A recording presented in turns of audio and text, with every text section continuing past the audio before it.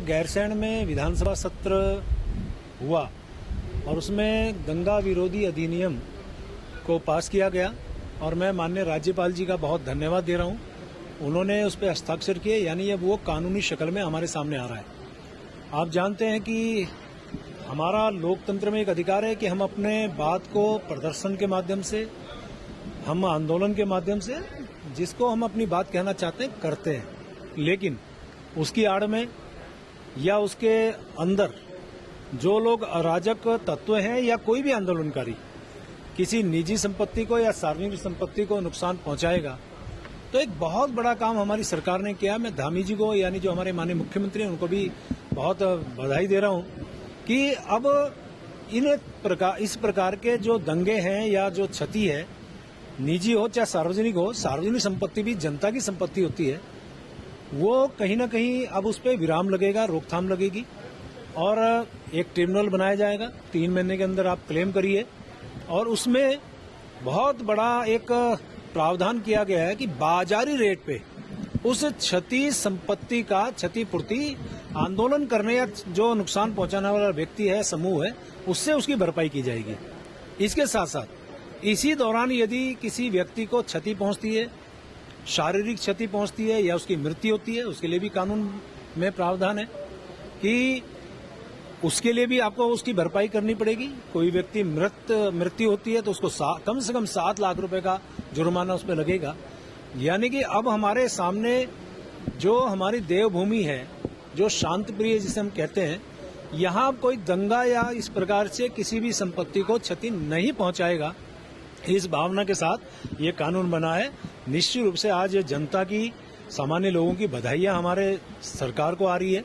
मैं सबका धन्यवाद कर रहा हूं फिर से माननीय राज्यपाल महोदय का, जिन्होंने इस पर हस्ताक्षर करके एक कानून का हमें एक मार्ग प्रशस्त किया, और अपने मुख्यमंत्री जी का, जिन्होंने ये बड़ी सोच के साथ हमारा जो शांतिप्रिय राज्य है, देवभूमि है, वो उसका यथावत बना रहे, उसकी भावना बनी रहे, उस आधार पे एक कानून हमारे बीच में आया। सरकार अपने राजनीतिक विरोधियों को मुकदमों में फंसाना चाहती है, उनके ऊपर केस करना चाहती है। ये ऑलरेडी पहले से कानून बने हुए हैं कि जो सार्वजनिक स्थान पर उपद्रव करेगा, दंगा करेगा, सार्वजनिक संपत्तियों को नुकसान करेगा, तो निश्चित रूप से उसके खिलाफ कार्रवाई होती है। ये कोई नई बात नहीं है। आज आप नया ले आए हो, कोई राजनीतिक कार्यकर्ता आपके विचारधारा का नहीं है, अगर विरोध कर रहा है तो आप उसको फंसाने के लिए इस तरीके का कानून इस प्रदेश में लागू करना चाहते हैं। क्योंकि सरकार का काम है, सरकार ने कर दिया, इस पर मैं टिप्पणी नहीं करूंगा, लेकिन इतना जरूर कहूंगा जो मैंने पहले कहा था कि जिस समय केदारखंड आपदा से ग्रसित है, चंपावत जिला आपदा से हलाहल है, उधर हमारा जो गरुड़ के आगे लगा हुआ हमारा बागेश्वर से लगा हुआ कपकोट भराड़ी का क्षेत्र है, चाहे धारचूला का क्षेत्र है, चाहे चमोली क्षेत्र है, ये सब आपदा से इस समय त्राहिमाम कर रहे थे। इस समय आवश्यकता थी कि सरकार संवेदनशीलता दिखाते हुए पहले राहत कार्य करती और सही समय आने पर, सामान्य स्थितियां होने पर ये वेतन उसका बढ़ाती तो ज़्यादा बेहतर होता। आप जानते हैं कि 2018 में जो वेतन मिलता था माननीय विधायकों को, उसी अभी 6 साल बाद भी उतना ही उनको मिल रहा था। हमारे माननीय विधायकों की मांग के बाद एक माननीय प्रीतम सिंह जी की अध्यक्षता में एक समिति बनी, जिसने कुछ सिफारिशें की, जिसमें कुछ संशोधन किए गए और अंतोगत्वा गैरसैंण की विधानसभा में ये विधेयक पारित हुआ। उस पर भी माननीय राज्यपाल जी ने मोहर लगाई है। यानी कि अब हमारे जो महंगाई के आधार पे, या आप सामान्य स्थिति देख सकते हैं, पहले से महंगाई बढ़ी है, के आधार पे हमारे माननीय विधायक गणों के जो वेतन और भत्ते में वृद्धि हुई है, तो इसमें लगभग 1 लाख रुपए की वृद्धि हुई है।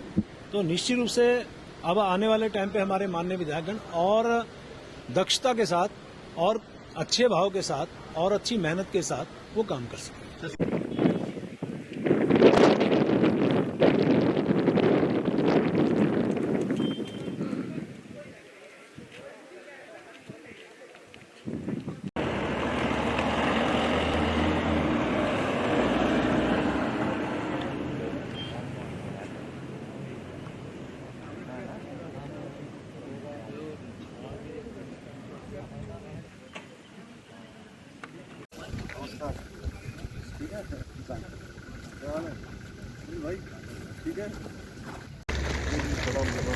हृदय की श्रद्धा समर्पित है।